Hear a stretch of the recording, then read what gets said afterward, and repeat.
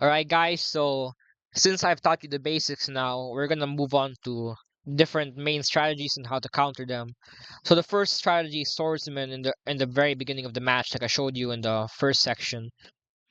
Lots of pro players like to use swordsman primarily to attack farms, like send it over here and then send it over here. Or right now, it's gonna send it to my farm. So when people do that, you have to send your swordsman to your farm and just defend it basically. And they're gonna keep running away, but you have to keep on chasing them down. And if they try running away, then you have to keep chasing them down until you've managed to finally kill them. The thing is, you have the advantage with the fact that your farms have health that can tank the damage for your swordsman. So if they try to fight you head on, they're going to lose, which is why you get the advantage, and then you can stall time by killing their swordsman. And that's basically it. You basically just keep on trying to manage your troops better than they can while buying knights. Which, speaking of knights, is the next section of this video. Now, the unit you're usually going to buy after buying the swordsman is the knight. The knight is basically a stronger version of the swordsman, having 5 more damage. I mean, point 5 more damage, and having around double the health. But in exchange, it has less speed, costs more cash, but it shares the same amount of unit space, only taking up 2. So knights are a very, very, very good early game unit. Probably the best early game unit in the game right now. Being able to brute force through fights and destroy castles the fastest way, and you can even use them to attack farms like this or whatever. Like you saw with us in the swordsman section, you can use knights in the same way you use swordsmen, but you sometimes you will be forced to fight other knight spammers, and in which case you can use the wizard. The wizard has low HP, has very low speed, and also takes up a lot of housing space, taking up 4. But in exchange, you get incredibly high damage, and you also get stun, which I believe makes your opponents fire more slowly, so they deal less damage overall. But your wizard has very low health, so usually you'll want to hide them behind the knights, and then you fight the enemy, and then you make your knights take on the damage, and then your wizard will deal circular damage, which deals damage to multiple enemies at the same time. So instead of dealing 3.5 damage, it technically deals around like 12, 15 damage, depending on how many enemies there are in a small group. So you get a massive damage multiplier, and you absolutely eviscerate your opponents. So we will demonstrate now what it looks like when knights fight against knights in a single wizard.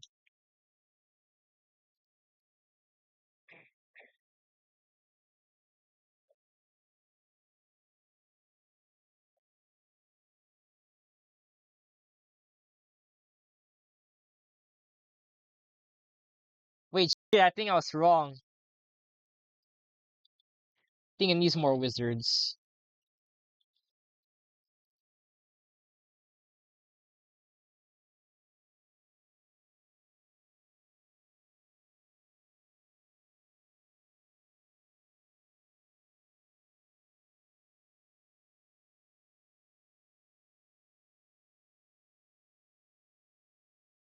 I don't know. No, like, no, wait, but like your king is dead and my king isn't, so like, does it count as a win or not? Bro, I can just buy 2 knights though. Now, as you saw, it was a very close fight because we had.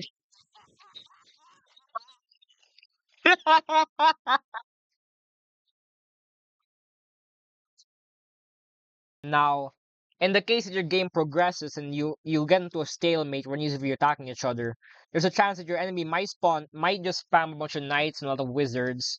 So in this case, my opponent has 20 knights and 5 wizards. In this case, you can use wizard wagons. Wizard wagons are very, very, very, very crucial to a late game combat. They're arguably the best late game unit in the game, besides maybe like longbow or fire arrow wagons, but wizard wagons have the most versatility, and you just add shieldmen to them and you get an incredibly good army. So I would argue that wizard wagons might be the best late game unit in the game. So our armies cost roughly the same amount of money, so now we're going to be fighting. and I'll demonstrate that the wizard wagon counters the knights and the wizards at the same time.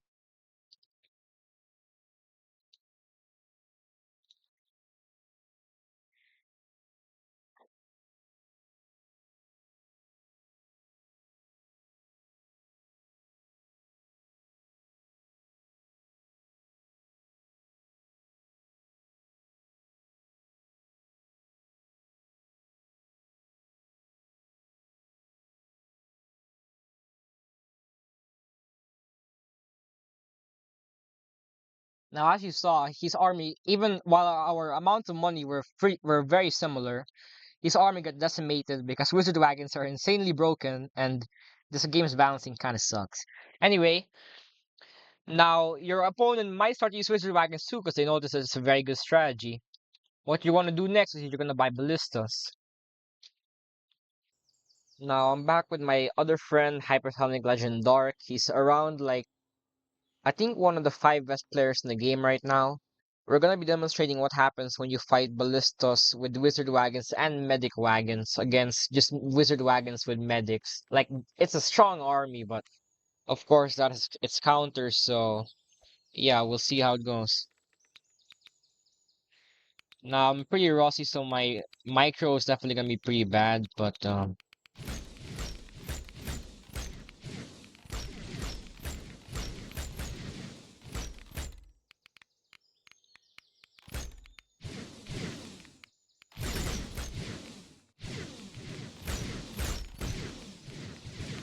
yeah, he got absolutely decimated because of course he did.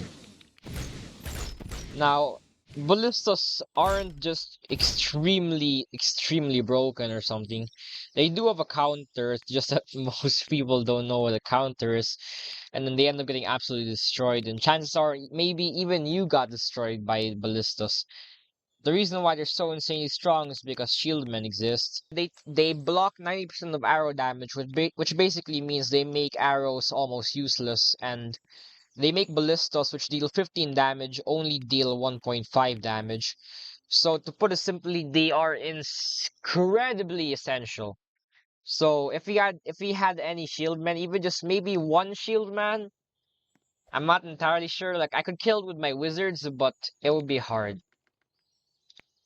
So yeah, if you see somebody with wizard wagon and ballistas, basically you just copy the army, and then yeah, you win. And I'll show you how it goes. Now ballistas, they deal 15 damage, and I have shieldmen and he doesn't. So as long as my shieldmen are in the front of my army, his ballistas will be dealing 1.5 damage, while my ballistas will be dealing 15 damage. So I feel like I don't need to explain how this goes. I mean, how this is about to go. But yeah, let's just get to it. I'll show you what happens. But we already know how this ends. Now this does take some skill to micro it because they move faster than the other units. But yeah.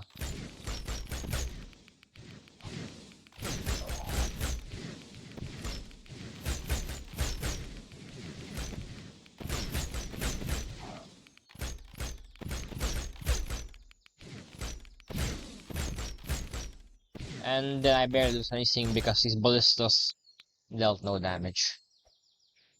Now then they might also get shieldmen, in which case honestly man, it gets kinda complicated.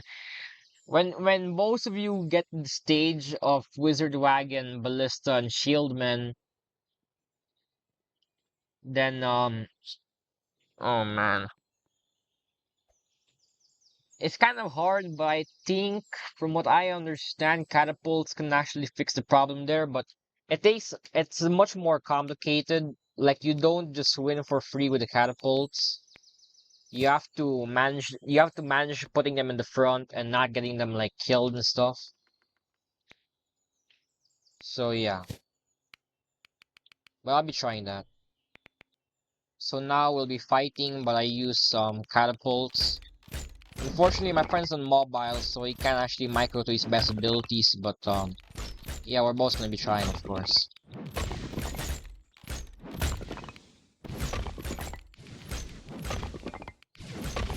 And now all of these shieldmen have died, so I'm just basically gonna try my luck here and gamble.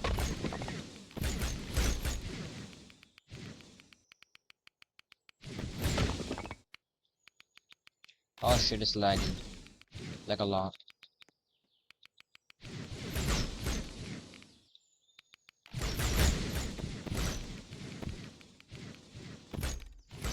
And yeah, it was a rough fight, but I ended up being able to kill his army. Partially because he couldn't micro very well, but also partially because the catapults being able to snipe his shieldmen more early on. And then if they get catapults, oh my god, man. I really hate end games. I really, really hate end games. But basically, the end game army is what is wizard wagons with medics and ballistas, shieldmen, catapults, longbowers with fire arrows and wizard and war wagons, and then some battering rams. The amount you want to put is kind of up to you.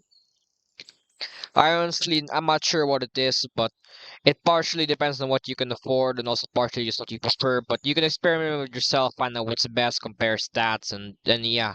But I think two battering rams and well, just two battering rams and then max wizard wagon maybe is pretty optimal. Now for the other units, they're also the spearman. Bro, this fucking guy. Son.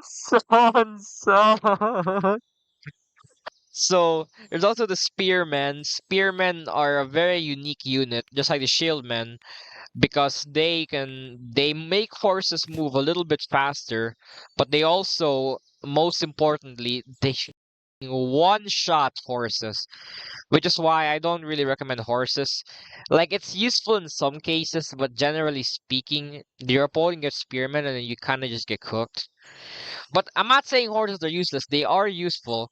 If you get your own spearmen and you can micro better than them, you can actually you can use horses pretty well. But generally, I just try to avoid horses. If you do want to use horses, I think it's best to use like strong horses with wizards, and then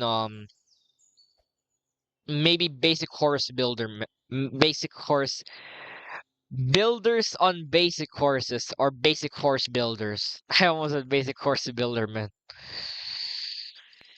So I'll demonstrate it with my friend. Now you when if you're the person using the opposing horses that don't have spearmen, you can try to outrun them. Not outrun them. You can try to dodge them, but if you fail, you're cooked. Then you can add like two wizards or something, and then yeah. Now this is what happens when you try to use longbow or fast horse against a player who knows what they're doing. You can get spearmen, but like, I mean, yeah, yeah. Now, there's another counter to Wizard Wagons that I didn't include earlier. I know I said that like the main counter was Wizard Wagons with medics, but there's also a much, much cheaper counter. The problem is it's just less consistent and it's much more static, and it's the trap. The trap, it deals like, I think 500 damage, so it can kill anything in one shot, and it's also invisible. From my perspective, I can see it, but from his perspective, there aren't any traps here, and he only knows there are because we're talking. But if he walks into these traps, his war wagons immediately die and he loses like hundreds of dollars in exchange for only a few dozen dollars. So traps are actually very effective, but we'll show later on why they are the perfect counter. Alright, now just try to attack my stuff.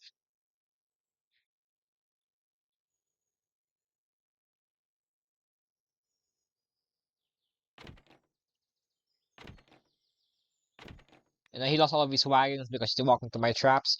But there is another counter. You can, because traps are quite expensive, you can use swordsman and then you can detonate them. So that's what people usually do. They just use swordsmen or sometimes they use knights because knights cost as much as traps now, which back then they didn't because this game's balancing was terrible. But yeah,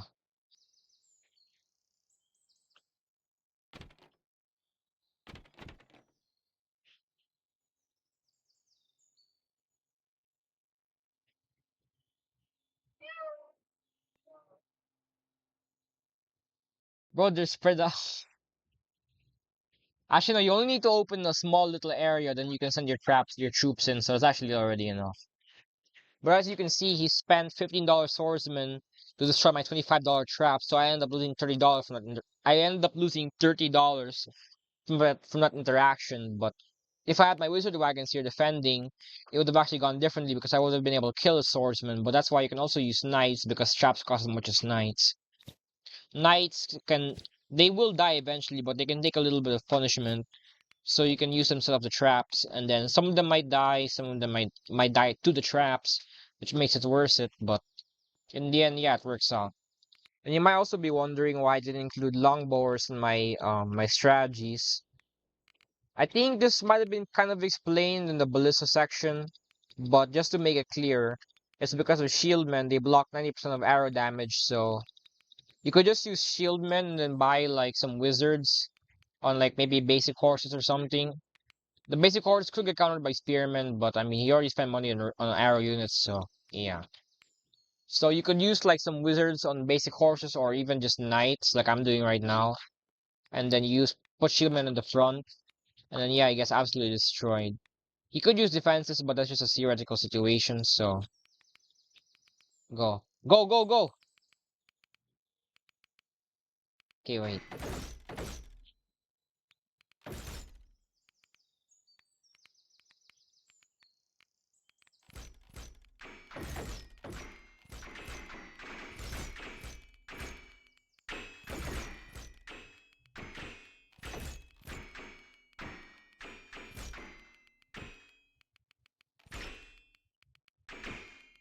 Wait, get your king out. So as you can see, crossbowers really can't do much because shieldmen they block 90% of the arrow damage. So yeah, they deal basically nothing. Even if you did a better job at running away, I would have caught up to them eventually because I'm using knights and I'm using shieldmen. So shieldmen go in front. They lose almost no HP. It even goes in decimals.